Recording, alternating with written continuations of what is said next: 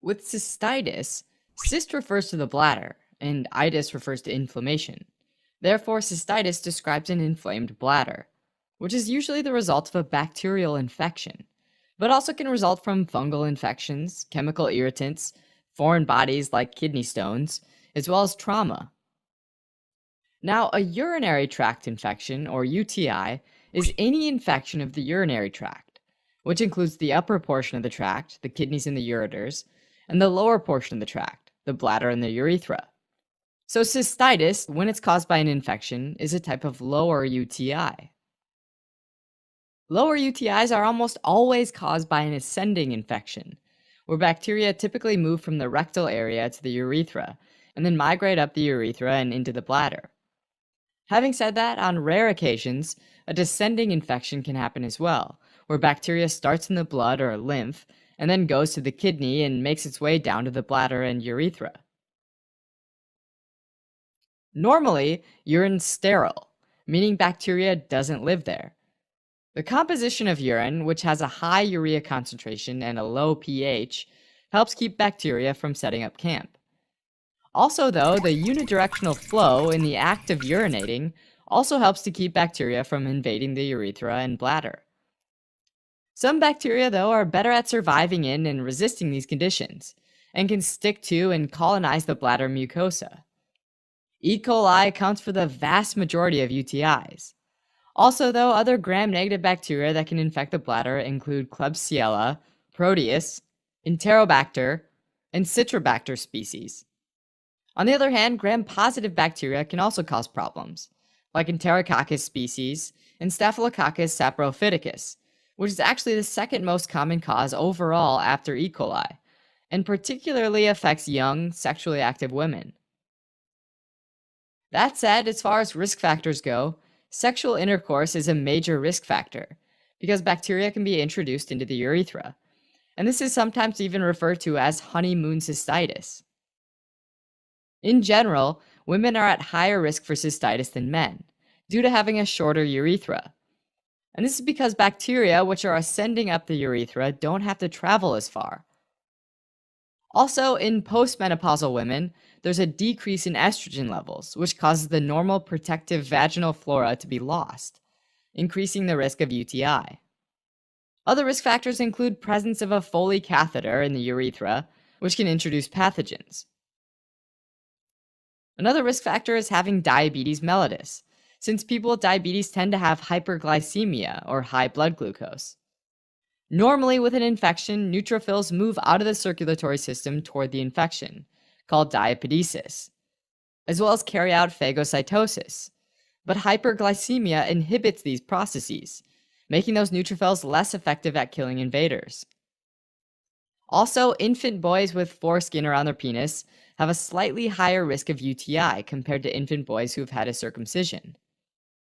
A final important risk factor is impaired bladder emptying causing urinary stasis, which means urine tends to sit still, allowing bacteria the chance to adhere and colonize in the bladder. Symptoms of cystitis include suprapubic pain, which is pain in the lower abdomen, dysuria, which is painful or difficulty urinating, as well as frequent urination and urgency, meaning you have to go a lot and you have to go now. And typically the urine voids are small in volume. Having said that, symptoms can differ by age. Infants might have a fever, become fussy, and feed poorly, whereas elderly patients might feel fatigued, become incontinent, or even develop dementia. Symptoms that are not typically present with lower UTIs are systemic signs like fevers and nausea or vomiting, as well as pain at the costovertebral angle, which is the angle formed on either side of the back between the 12th rib and the vertebral column. If any of these do occur, though, this might suggest an upper urinary tract infection, which includes an infection of the kidneys themselves.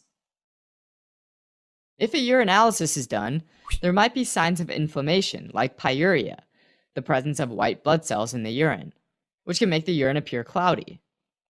Having a couple white blood cells in the urine can be normal, but it'd be considered abnormally high if there are more than 5 white blood cells per high-powered field on microscopy, or more than 10 white blood cells per milliliter on a hemocytometer. Similarly, a dipstick test might show the presence of leukocyte esterase, which is an enzyme created by leukocytes, or white blood cells. It might also be positive for nitrites, since gram-negative organisms like E. coli convert nitrates in the urine to nitrites.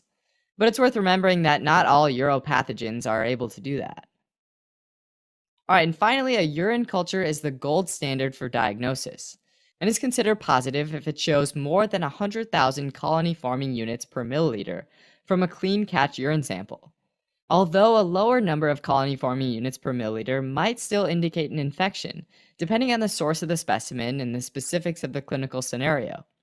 And remember that this test assumes that the bacteria that grows is a known bacterial cause of UTIs, and that the patient has clinical symptoms.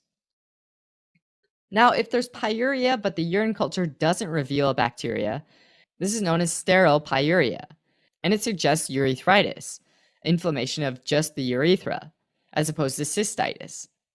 Isolated urethritis is most commonly caused by Neisseria gonorrhea and Chlamydia trachomatis, both of which are sexually transmitted infections.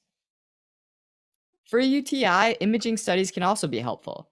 For example, a renal ultrasound can be used for children who might have a kidney malformation, which could contribute to developing a UTI.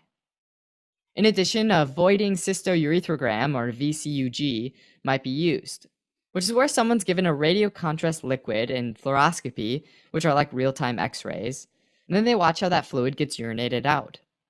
And this is particularly helpful in children with severe or recurrent UTIs to detect evidence of vesicoureteral reflux, which is the retrograde movement of urine from the bladder back up into the ureters and kidneys.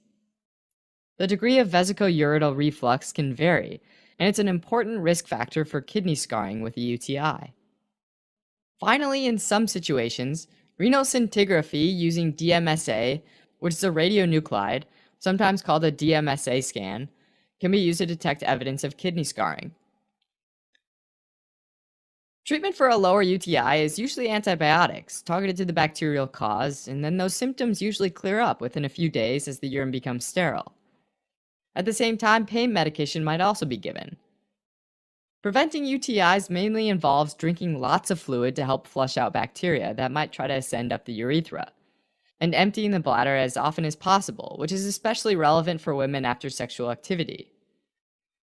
And finally, maintaining good hygiene, like wiping from the urethra to the rectum, all of which are aimed at preventing fecal bacteria from making it up the urethra. Alright, as a quick recap, cystitis is inflammation of the bladder, usually caused by bacterial infection, which makes it a type of lower urinary tract infection. E. coli is by far the most common culprit, and risk factors include female gender, sexual intercourse, having catheters, diabetes mellitus, having penile foreskin in infant boys, and urinary stasis,